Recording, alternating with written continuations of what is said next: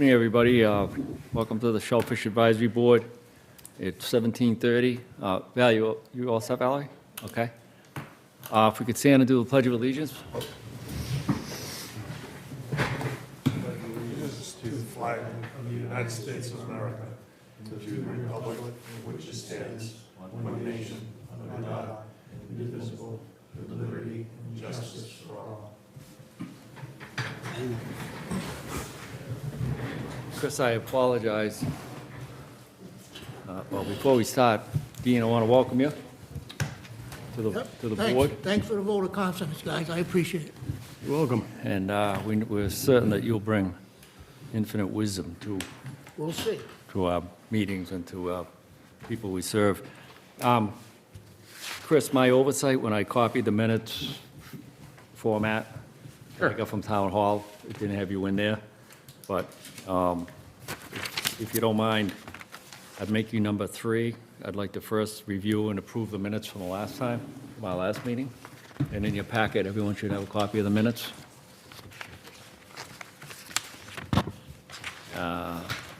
And if these are approved, they'll be posted on the town website.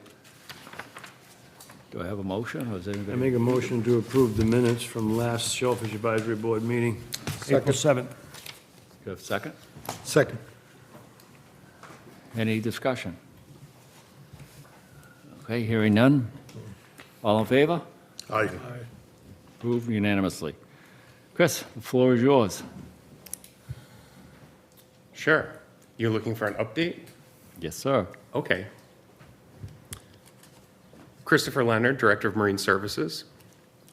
What I have before me right now, that wasn't on the agenda, is we have 367 and a half bushels planted into Half Moon Flat out of 5,000.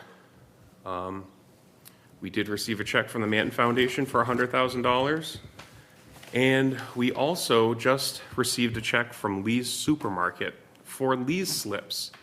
This is a reminder to everybody that if you have Lee's slips, that you can hand them into the Shellfish Department.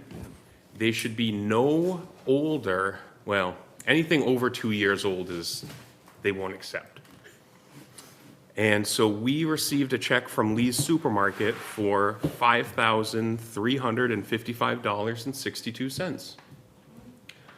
Which isn't bad. What time period did that cover, Chris? Was that a long, Let's just say years.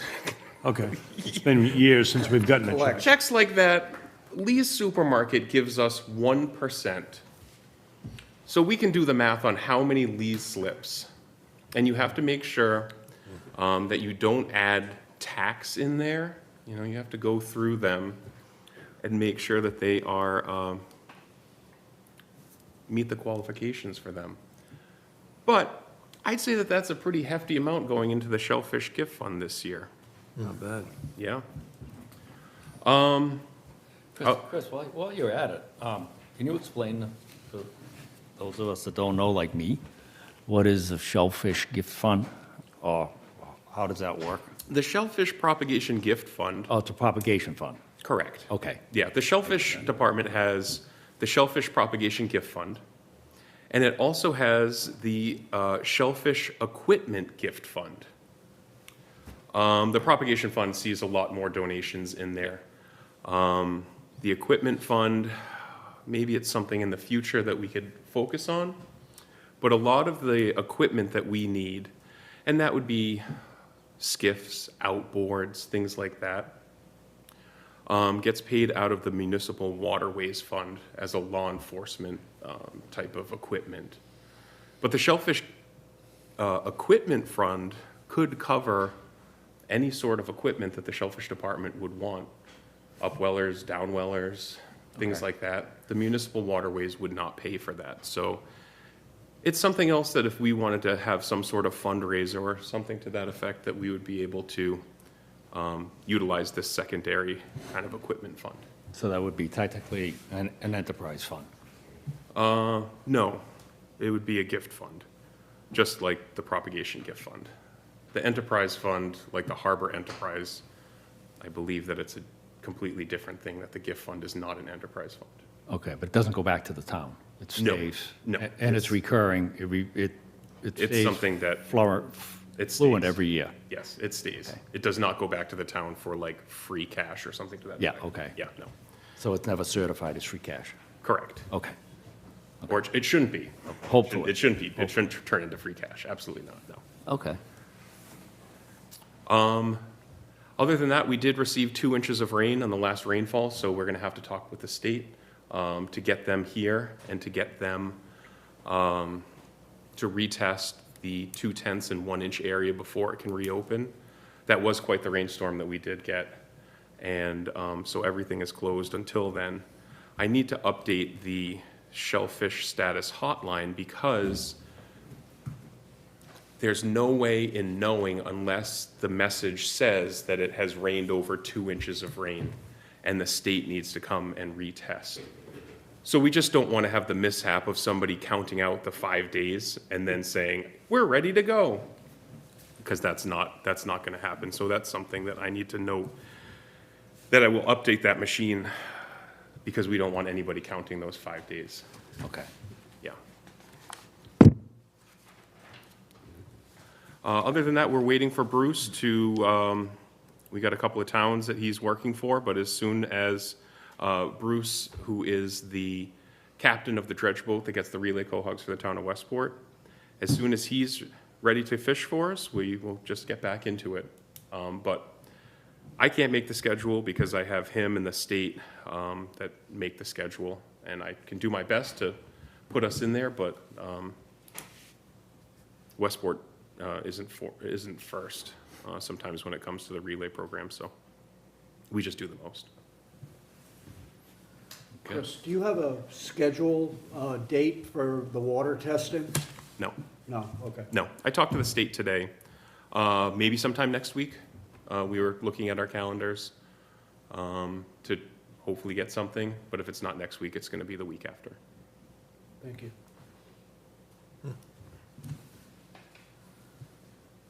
Other than that, that's what I have. Okay. Yeah. All right. Thank you, Chris. I got a request from, moving on to item number, technically 4, I guess now. For a review and discuss, consider opening White's Flat. In your packet, there's a, in the back of the packet, there should be a map of the Westport River, the shellfish areas, and the status of, not status of them, but the identifying numbers, BB4, BB whatever. So having said that, I decided that it might be a good thing to put on the agenda and talk about it. I don't have any information on it, but I think one of the people here in the audience does have some information on opening of White's Flat. So, having said that, I'd like to open a discussion on the potential of opening White's Flat. I think it's important that Chris is here because you have intimate knowledge of White's Flat. Yes. So, I throw that out there. Sure. I can, would you like me to start? Yeah, if you want to open. Sure. I talked to the state today about the things that are on the agenda here, and we talked about White's Flat. White's Flat consistently was getting high fecal bacteria counts, enough to close it and enough to close the area. Thank you. And it became a prohibited area from Halda Cove to what we'll call Southard's Point, all the way to the marshes heading west, and then connecting back to Tom's Point. It seems that that area, because of its proximity to the mouth of the river, might have a better flushing action. And you could say, how could this area next to the main channel, close to the mouth of the river, close down? But consistently, we were getting bad counts, which made the state turn this into a prohibited area. So I've been working with the state, probably for years now, to try to reopen this area. And We've done a lot of the testing in the wintertime, which has proven to be good, clean, cold water. What the state needs to open this area is clean water from summer months. And trying to talk and strategize with the state, we don't want to test this area, and we've had instances where we could have tested it, but just like we've had the 2 inches of rain, as soon as that's lifted, I don't think it would be a great idea to go run out and test it. I think that we would need to test it not after a large rain event. Also, maybe not after a large moon, because the marsh will flood and all the fecal bacteria will then get in there from the high tides. So we're trying to hit a window and plan a window to test it where we're not coming off a major closure, we're not coming off of a moon tide. And a lot of it, because we've gone to the extent of trying to figure out where it's coming from and what it is, to the point where I believe, if some of you remember, we had somebody from the FDA come to try to identify what kind of fecal Yeah.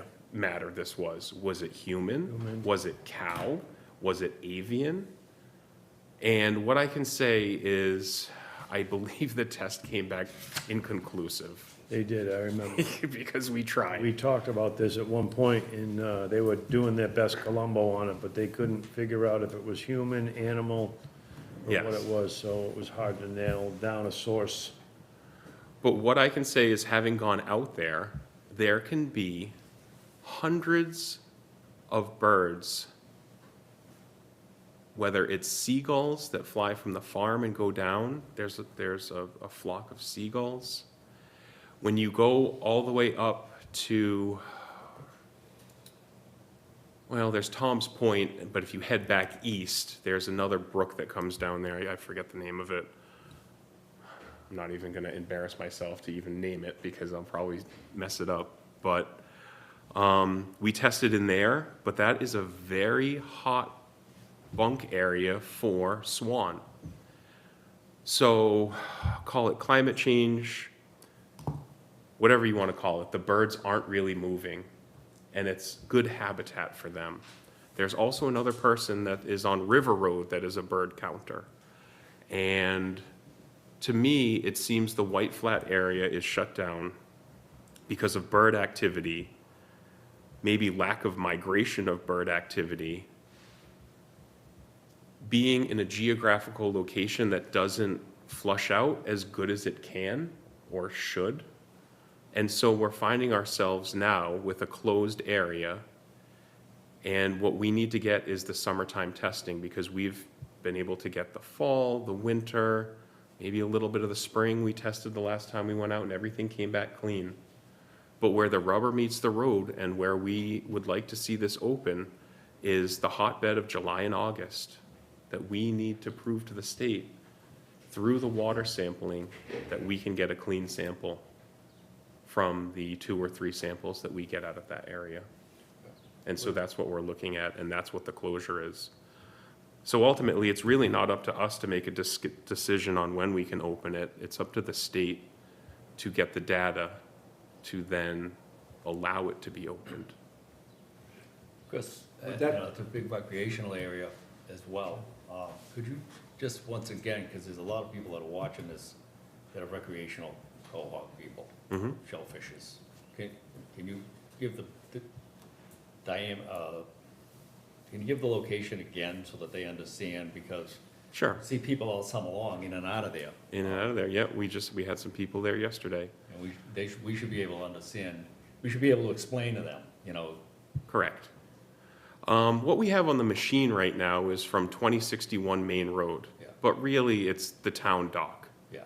So from the town dock to Nun number 26, to the western marshes in the west branch of the Westport River, then getting down to where that last kind of marsh is, and then it jogs back east where the channel near Eddie Carey's boatyard, Yeah. to Tom's Point, to the shoreline. Back down. Yeah. So that would mean pretty much from the town dock to Hulda Cove to Southard's Point, all the way up to Tom's Point, and then running along the marshes in the west branch of the Westport River, back to Nun number 26, back to the Westport Town Dock. Back to the point. Does that Yep. include Canoe Rock? Nope, it's not quite that far up. No, It's not that far west, correct? There's Canoe Rock. Hasn't jumped Canoe that Rock is marsh. further west, yeah. Hasn't jumped that marsh, has it? I hope not. Not into where the aquaculture is now and This stuff, is, right? this is also a concern that I have, is that it is pretty close. I'm not saying it borders it. That's not but- included. But close enough, no. Okay, No, we have not had any bad samples, because we have a sample right at Canoe Rock or Ben's Point or whatever you'd like to call it, and we have had consistently good samples. Yeah, good. It's deep water Yeah, that's it is. moving. We do have an issue, though, with the West Branch connecting to the federal channel. There seems to be a sand spit, and we have a 4-pack of channel markers that are there that is kind of walling off the West Branch, where the entry would then have to either go through the northern end of the Spindle Rock mooring field, but also if where the channel was, where that 4-pack, which, and by 4-pack, I mean 2 reds, 2 greens, is walled off, there used to be 13, 14 feet of water there. Now, there's nothing. And you'd have to question the lack of deep water getting up there quickly, the changing of the mixing zone, and really the changing of the channel into the west branch of the Westport River. 100 years ago, it was something completely different, from what I'm told. Would be different too. Yeah. But it's just another choke point for water to not do what it's supposed to be doing. Well, not, it shouldn't supposed to do anything, it's gonna do what it meeting wants. but- resistance. Yeah. So we're gonna say, well, maybe the West Branch isn't gonna flush as well. Maybe. Not to go over into harbor advisory, but does it look like you're gonna have to move that channel over towards, Yeah, west over towards Rock? absolutely. Yep. Yeah. Yeah. So this can be another public service announcement. Be careful when you're entering and exiting the West Branch of the Westport River, because things are changed. I would recommend before going in your large sailboat or fishing boat, that you go there at low tide in a skiff with polarized glasses and really try to sight. I know that we have drones that take good pictures, so that would also be a helpful tool to take a look at. But for me, the fear of the West Branch not flushing is good. The fear of the White's flat fecal bacteria problem that we've been chronically having now, because it's been years, this is a chronic problem. And an aquaculture site that's awfully close. I got a question. How many times is Could you come up to the summer mic? testing, how many times you Sir, gotta get it sir, could passed? you come up to the mic? You want me to lower it for you?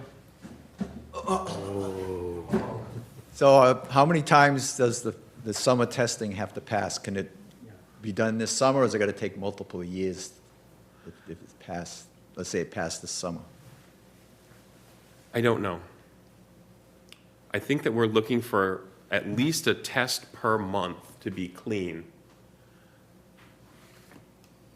I'm not going to assume anything.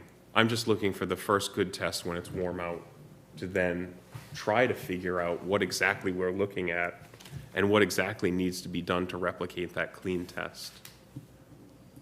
But next go around with the state, I'll ask. I believe that we would just need to get a year's worth of good samples.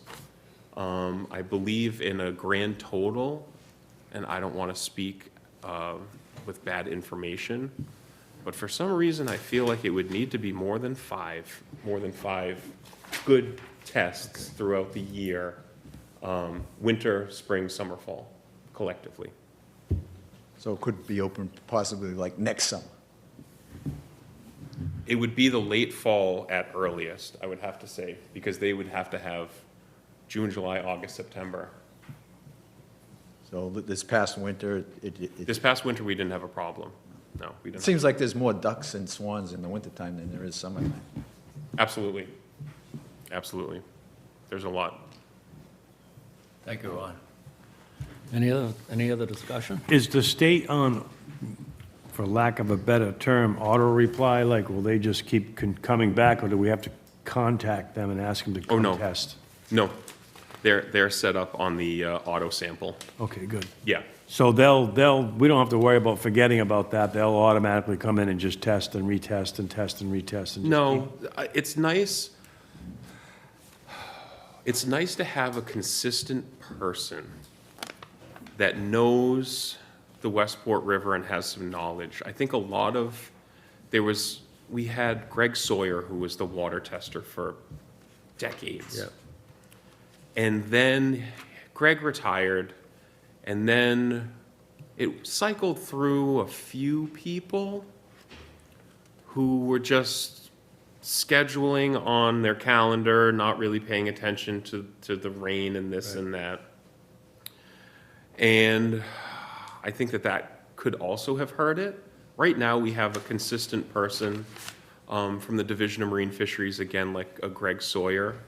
And there'll be times where they're gung-ho to do something, and just knowing, just having the local knowledge and knowing what has passed, what has failed, to when we know that we may be getting poor samples, to just skip if we could. And especially, sometimes, that doesn't mean that we skipped it and we won't ever go back to it. It means just that day we will get maybe an incomplete run. Because there are factors when you have to take a sample and you're surrounded by hundreds of birds, it's probably not a great idea. Yeah. Because this is something with the ebb and the flow, that you could say, this isn't looking so hot right now. Or if the water looks like, Coca-Cola or something, and you can see it mixing, you can see the blue water and the brown water, and how things mix. But I don't like to test when areas are closed, even though it's nice to test because you'll then get the results that prove that the 2/10 is working and the 1 inch is working. But this is all just state things, we can talk about it and discuss it, but ultimately, as the shellfish warden and a licensed captain, that's what I am for the town. I don't tell the state how to do their job. Right. Any further discussion? You have a motion? The table, or? To consider opening Uh, it? We can't open it, What? right? We can't. Right, so I would No motion needed. We can't open it. make a motion that we table it and let it, and just put an end to it right now.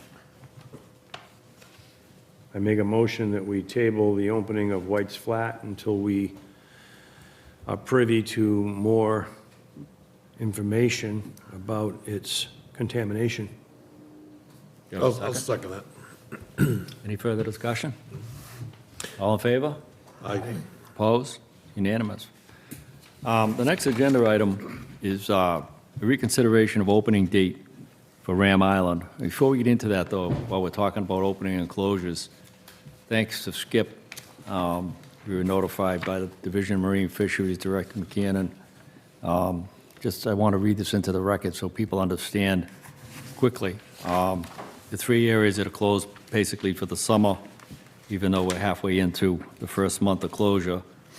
According to the state, Judy's Island closed May 1 to October 31st, all dates inclusive. The next one is Lakes Island, closed May 1, November 30th, all days inclusive. And lastly, I'm probably missing it. Lastly is Westport Harbor mooring area, closed to shell fishing May 1, November 30th, all dates inclusive. If anyone needs further information on that, we certainly have it. I have it. We can give you the GPS coordinates or whatever, but just so the people that are watching this understand exactly that those areas are closed. Having said that, moving on to the reconsideration of opening date on Ram Island. Like I said, it's tentatively scheduled from our last meeting on 6/3, according to my notes, so I'd like to open that up for discussion. 6 6/10, I'm sorry? the date? 6/10 is where it's currently. I have 6/3. No, I believe it was 6/10. 6/10? It was 6:10. Was it 6/10, Chris? Yes. All right. And corrected. I'd like to open the discussion of this opening. A couple of years ago, the Great Island was open, and from that opening, we went to Sunk Rock, to Shiprock area opening. We didn't discuss that in the last meeting of opening that first, but I'd like to consider opening that ASAP. The Sunk Rock area? Sunk Rock area, it has tested clean, Yes. and postponing the Ram Island opening to the summer month for a month, which would give recreational licenses more access to the bounty. There's 2,000 bushel there. In the meantime, a Sunk Rock opening would give commercial fishermen 3 days a week in the meantime, till that Ram Island opening. So Chris, are you saying we keep 6/10 for Ram Island? No, I would suggest postponing it for a month. Ram Island. Ram Island. Yes, yes. In the interim would open Ships Rock, Sunk Rock. I don't know how quickly that could be opened. Would that be better, do you think, for, I think opening Sunk Rock in the middle of the summer creates other problems, correct, Chris, just with recreational boaters? It's a popular tubing spot. It shouldn't be, but it is. Exactly, so maybe it's a good idea, Chris, to open that I earlier? didn't, less boat I don't traffic? remember there being an issue when it was open before. That corridor sees a lot of traffic Yeah, in the summertime. yeah, Sometimes you can go on the bridge and look upriver, yeah. and it looks like a circus. It's a circus. It is definitely a It's true. circus. I think that we need to take a look at where we're coming from and where we're going, and what we're planting right now. As of right now, the untouched relay areas that we have is Sunk Rock, that are loaded and ready to go is Sunk Rock, and Shiprock to Sunk Rock, and Ram Island. And if we were to open both of those, we have to think about what we're planting also. Half Moon Flat is being planted at this current time. David Road is another place that would be planted. And that's it. So we're not sitting with a lot of, Open bottom? I don't want to say we don't have a ton of areas. Acceptable areas? Well, it's we don't want to open up everything all at once. But at the same point in time, we have to have areas that can then cycle. We have to kind of play chess a little bit and see what our move is 5 steps ahead. And we need to say, well, we have areas that are 294 River Road and Judy's Island. Those have been hit year after year. When we go and open those again, it's kind of like leftovers. And if we're gonna blow the gates off of Shiprock to Sunk Rock and Ram Island, we then would have, for the following year, not even, if we were to open up Half Moon Flat in December, we would then have David Road to take us all the way through the whole next year, which isn't that great. I mean, I want cash and I want it now too, but when you look at opening all of these places and the only thing that you have that's stocked for the next year is 2 areas. 2/10 areas. Correct. So, I think that there might be a problem. Yeah. I mean, it's not funny, but Well, this is what I'm, yeah. this is, this is what I'm saying. Because that's, when we plant Half Moon Flat, we're gonna get 1,500. Half Moon Flat can hold 1,500 or more. David Road can hold another 1,500, 2,000. We could go up and replant either 294 or Judy's Island. Judy's Island is easy because you can go there at any tide. 294 is difficult. So we have to think about what we want to plant, because my feeling is that we don't have enough in the bank. You know? Yeah. Chris, what's the status right now on the backside of Great Island? It's been hit. Yeah, Yeah, it's been hit. I mean, it's still going, but I'm sure it's not great. I mean, I know people have complained about digging up there, but that's not our concern, that's Mother Nature. But the issue being, it's still there, it's still viable, and without a closure, it's good to go, still. Yeah. It's gonna take a long time, though. It's gonna take a while. When you're looking for that stream of quahogs from a 24-foot boat that's, I don't know, 7 feet wide, you can be, and the wind's blowing, the tide's ripping. I know. It's kind of finding a needle in the haystack. I mean, you have to think of the psychology of when the boat crosses the line, more times than not, people start dumping right away. So it's the load of the, we're here, start dumping, and then it goes to a tapered off effect. We like to say hold a little bit, and we'll go halfway through and dump again. But these are just all things that we need to consider in the opening of these areas. So technically, right now, Great Island's open. No, I mean, it's open, but the 2/10 is closed. Yeah, but we have 2 tents, fine. Yes, yeah, and we. It is, but that's, I mean, David Road, that's dug out, there isn't a ton of people in David Road. So, it's just trying to stagger and future cast the planting wheel. Best word I can use to describe it. And it's nice, I mean, being for the fishermen for all these years, I want to see people fishing, but we also have to not just open the floodgates of too much too soon, because we need it to carry into the next year.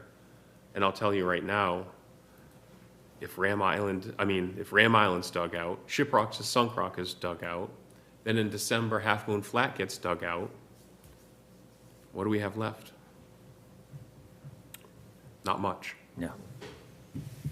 So it might be advisable to save Sunk Rock, have that, say, in the bank, and move up the opening date for Ram Island, or? I think so, with the boat traffic for Shiprock to Sunk Rock and that thing, and June 10th being open is then gonna open it up for June, July, and August. It's a very large area. And then we'll have at least Sunk Rock in the bank, David Road when we replant it, Half Moon Flat. If we can get some up to Judy's Island, that would be great. But I think we just have to look at the future and staggering a little bit, just because it's not the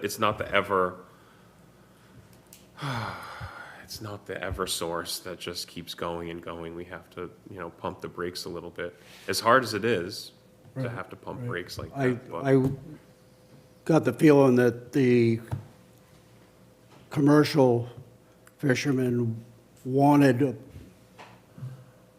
something they could work on when 2/10 was closed. So yeah, that's yeah. the issue, really. Oh, absolutely. Yeah. Yeah. It's hard to create all this work and then to shut people off of work. and it comes with a very hard decision. I mean, it also comes with guilt, giving people all of this and then telling them, oh, I'm sorry, you have to wait, go do something else, you know? It's all meant to be a supplement anyway, Chris. It's not meant Oh, to yeah. be, it's not meant to be, It's meant to be for everyone. yeah, Not it's, just- but it's a supplement. It isn't meant to be a, you know, a sustainable, sustained life. I mean, it's supposed to supplement the natural habitat, so there's not much, it's out of our control whether it rains or doesn't rain, and I hear what you're saying about feeling bad, but Yeah, I mean, it's there's just. only it so just much comes we with the can territory. control. Yeah, I mean, I know they point the finger at you. oh, they do, yeah, well, but, you know, I always try to get, you can't get upset over things you can't control. I mean, you know that it's gonna rain. I think especially right now, not having something in the unconditional area open right now is difficult, especially on the heels of getting more than 2 inches of rain and having to wait for the state to open anything 0.2 or 1 inch area. I think also closing down Half Moon Flat to plant the 400 or whatever there that could have been open longer.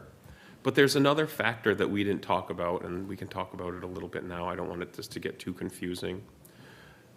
The state used to have a thing that any relay cohogs that were planted after June 15th would have to sit for a whole year before you could open that.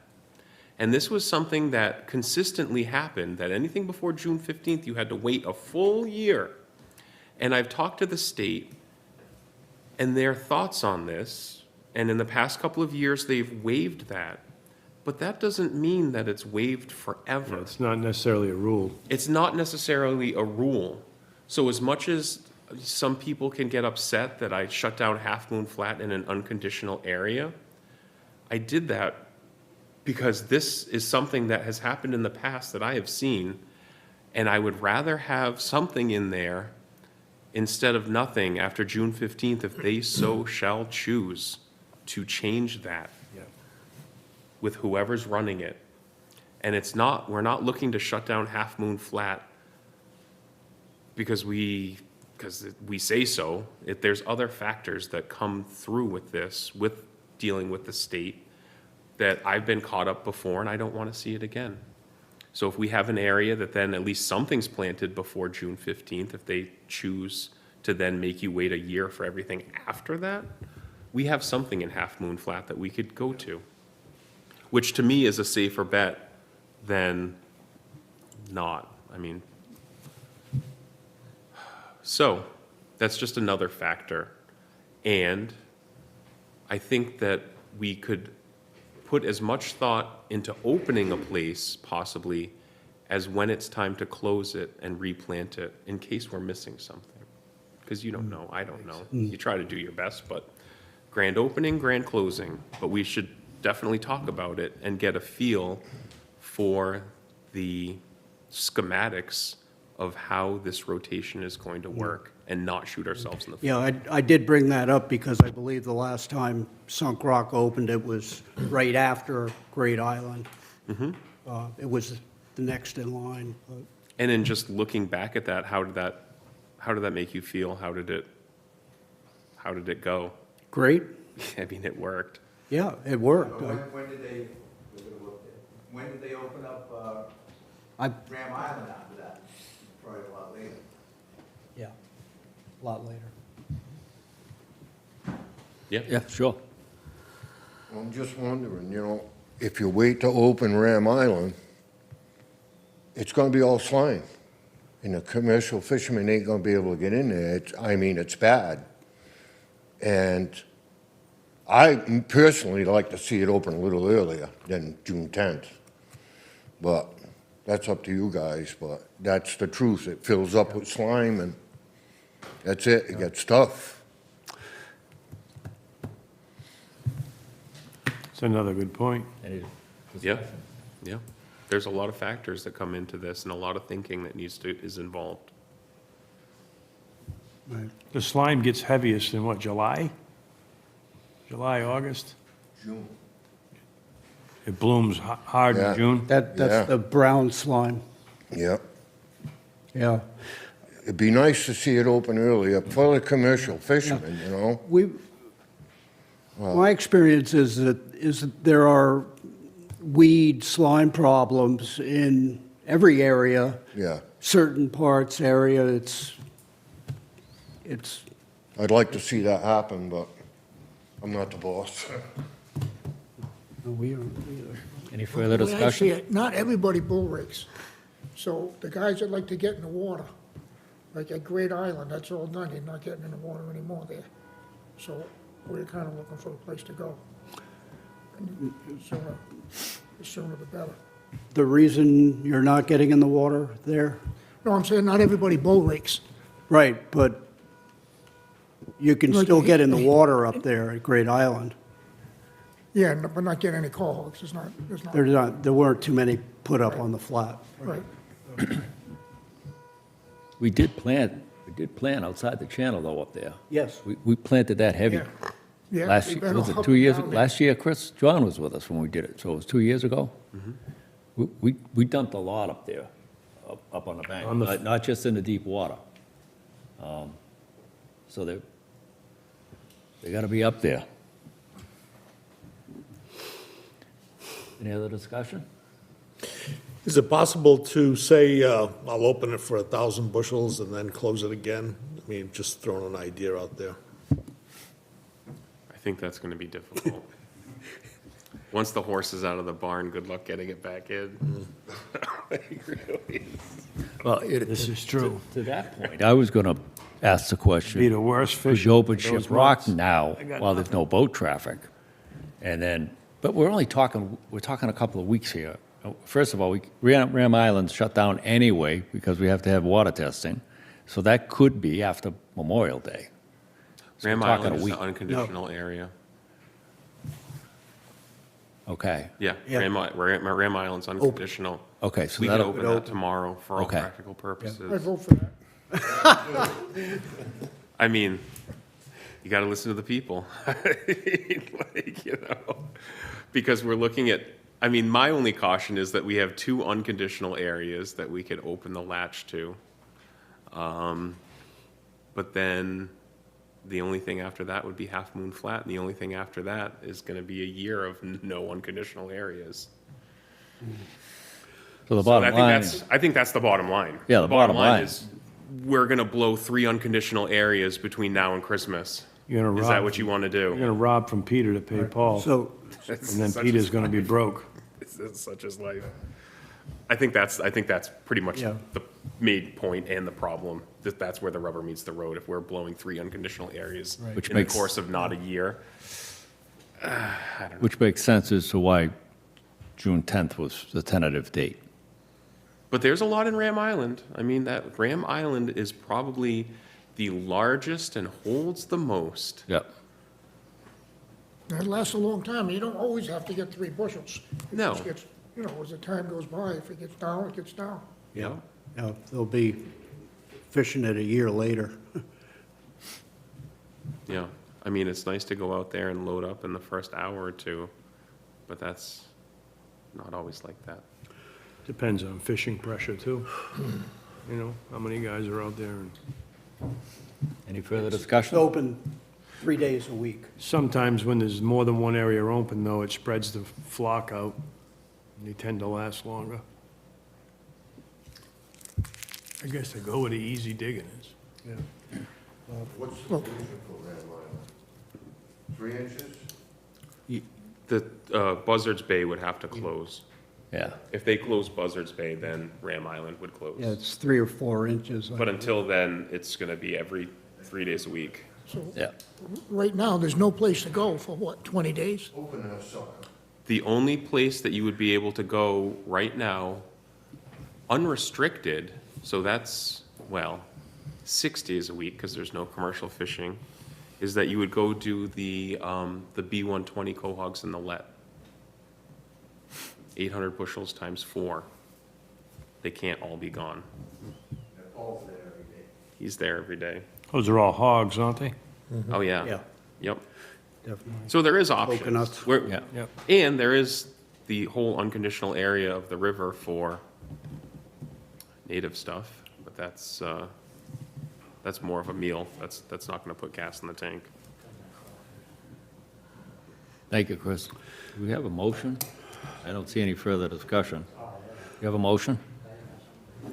Which date they keeping?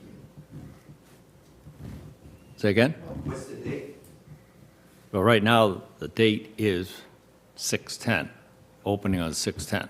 That was a tentative date we agreed to 2 meetings ago. So it was I'll make a asked to bring forward, so the agenda item is reconsideration of the opening date of Ram Island, which would be to move it from 6/10. I'll make a motion that we open the Ram Island as soon as possible. I don't think we can do that, Dean. I think this authority lies strictly with Chris, if I understand. Let me back up. Do we have a second? Oh, I'm sorry. I think we would need a specific date. If we were to open it, we like to have a soft opening on, say, like a Tuesday. So it would either be like May 20th, May 27th, June 3rd, or we can wait till the 10th. But for all practical purposes, it's a month away, today being the 13th. So that means there's almost no digging for almost all that time. Every There's, trip is pretty, there's digging in the let, and there's digging in the unconditional areas. There's digging at David Road once it opens up 2 weeks from now, maybe, after this 2-inch closure. I mean, to open it, let's just say 2 weeks earlier and say like the 20th or the 27th. You know, So I'd like to make a it is motion, what it is. if Dean will allow me. Will you allow me to make a motion? So You withdrawing yours? I will if it, in the spirit of trying to reach a compromise, the gentleman and audience members, I would make a motion to open it 2 weeks early on May 27th. I'll second. second that. yeah. That sounds good. Discussion? That's a compromise. There's somewhere to go. Yeah. Any further discussion? It's, again, this is up to Chris to decide. I don't think. it's- Well, we're here. I do not want to be the water czar. I want I want a public forum. I want people to talk about it. Before we finish this, we could then talk about possibly what would then happen to Shiprock to Sunk Rock. We Do we would, want to talk about that now? No. Or you want No, to just I keep think going? finish We the can wait motion. later. Okay. that's, Let's Good. finish the Well, to be motion first and determined. vote I think on it. I think this is reasonable. yeah. I For the- have no problem. for the with it. sole reason you just stated, that we. I don't keep think 2 something weeks in is our gonna back kill us. pocket. And listening to the diggers, I don't think 2 weeks is gonna kill us, but listening to the diggers, it will help them, you know? So, and what's 2 weeks? You know, what's 2 weeks? It means a lot to What's not gonna someone make who's making money, though. Yep. 2 weeks to someone who's looking for the money, I mean, I think that makes a difference. Okay. Any further discussion? I second that. It's been seconded. Any further discussion? Anybody? Okay, I call for a vote. All in favor? Aye. Opposed? Unanimous, 527. At 0800, Yes. Sounds good. not a second earlier. Okay, moving on. Another item that came to me from people in the gallery out there, a discussion related changing the .2 area to a .25 area. I know we've had this conversation before, so I'd like to open it for discussion, and I think probably, Chris, you're the guy to talk about I that. talked to the state. I talked to the state again today. I mean, this would be good for the fishermen, or this would be good for people fishing. Because .2 and .25 doesn't seem like much, but when you're reading the gauges, it can mean a heck of a lot. And for people out there that are fishing, it could mean more fishing instead of just shutting the door at .2 or 0.2. part of me thinks that challenging the state could be like having a board like this and saying, you know, we want to change sales tax to not 6.25, but 6%. And I say, good luck.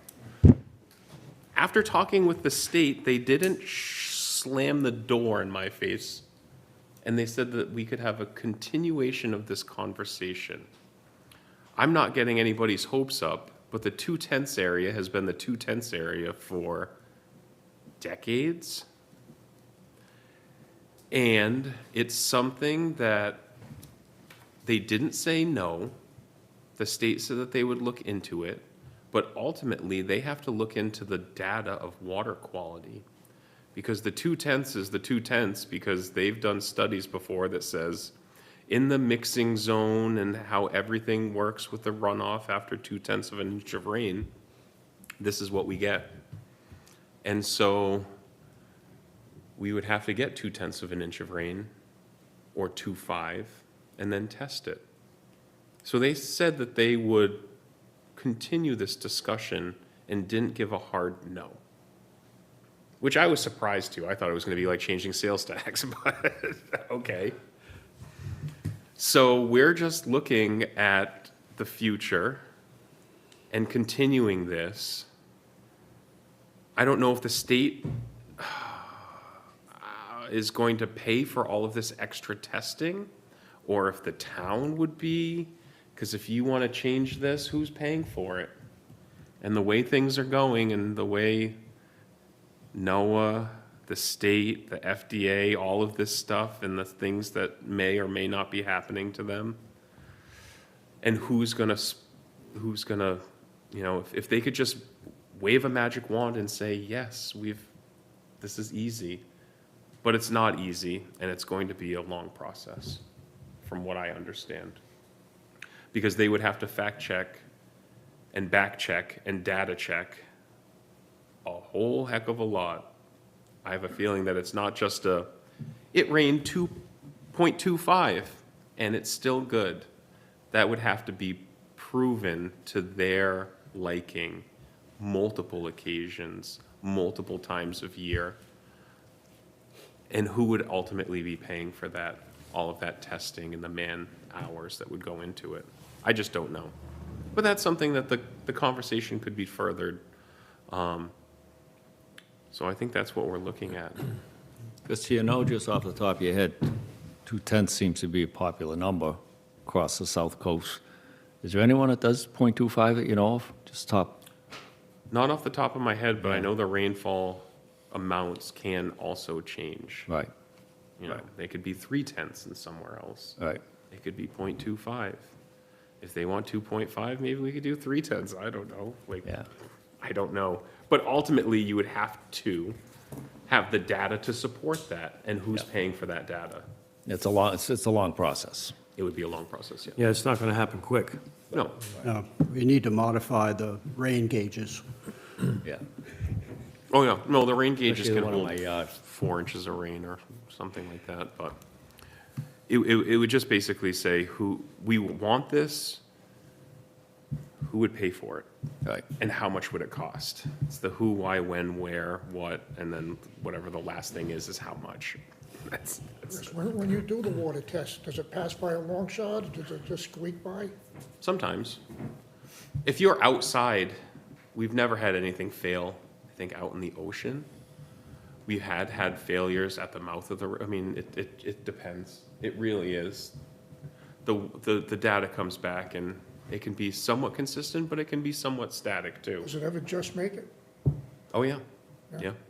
Sometimes yes, sometimes no, but then it gets flagged. You know, if it just passes barely, you know, Right, then it bring it. Red flag. then it's something that would be, you know, it's something that look would, at more, yeah, the eyebrows start raising up a little bit. Anyone else? Any further discussion? I move we table item 5 for future discussion. A second. Do I have a second? A second. Second by Skip. Any further discussion? All in favor? Aye. Opposed? Unanimous. Okay, those are the agenda items I have.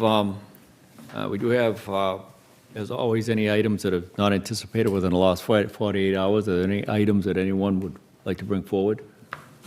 relative to that. I got something I'd like to bring up again.